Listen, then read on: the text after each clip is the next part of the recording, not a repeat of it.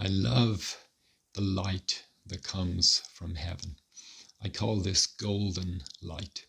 The reason I call it golden light is because it's precious. It's the most precious type of light that we can receive. There are different types of light in the world.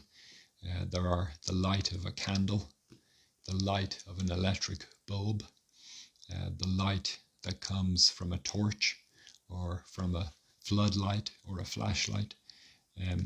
But the light that comes from God is something beyond that. It's something penetrating and powerful. It helps us to see things that we otherwise couldn't see, to see the difference between good and evil, between right and wrong, and to see with clarity our way ahead.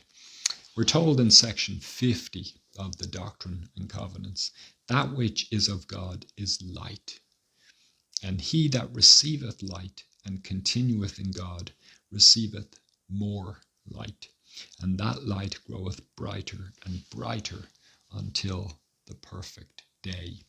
So there are a few things about this element of divine light, this golden light that God gives us. It's precious and rare because only God can give it. It can't be faked, although Satan would try to counterfeit it and the world would try to display it. But it comes from God. It's divine light, and it comes with his signature that it's truly special and it's beautiful. It's light, the divine light, light of truth, the light of glory, the light of goodness. And those that receive that light, in other words, those that listen to God and walk after his counsels, those that draw close to him, and all of us hopefully want to do that. We want to follow God.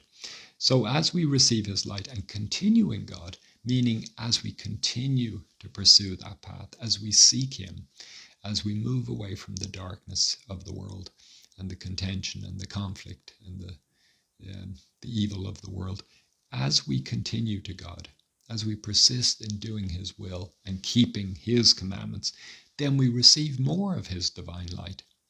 Our knowledge and understanding grows. Our capacity to walk in the light is enhanced because we're receiving more of it. And we're told that light that comes from God grows brighter and brighter until the perfect day, meaning it continues to expand. It grows, it increases, it enlarges. It's not something that stays static, or it doesn't diminish and it doesn't stay at the same level. It grows. That light continues to divulge upon us, to bestow upon us. And actually, the purpose is so that we can see clearly, so we can discern between truth and error, so that we can chase the darkness away from us. We're told that light will continue to increase until the perfect day. That perfect day is the day of perfection. It's the day of a fullness of light. We're like vessels of light, and the light within us increases and increases as we follow God. It's a bit like a light bulb.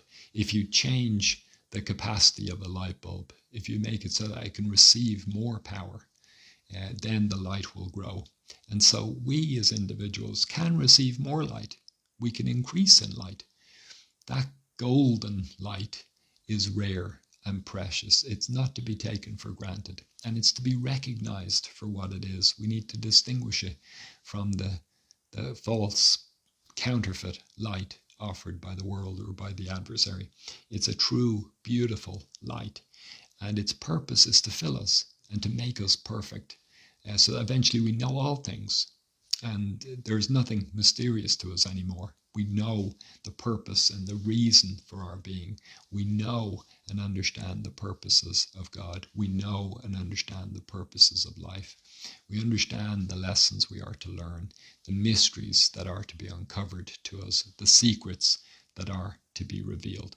So that's God's purpose, to give us light, to give us truth, to bless us with comprehension, to increase our understanding, to enlarge our capacity, so that we know those things which are true and which are good and which are beautiful. I hope and encourage us all to embrace that golden light, that light of God, which is most precious, most rare, most beautiful and wondrous. and most special above all things. That's the true, perfect, and pure light of God.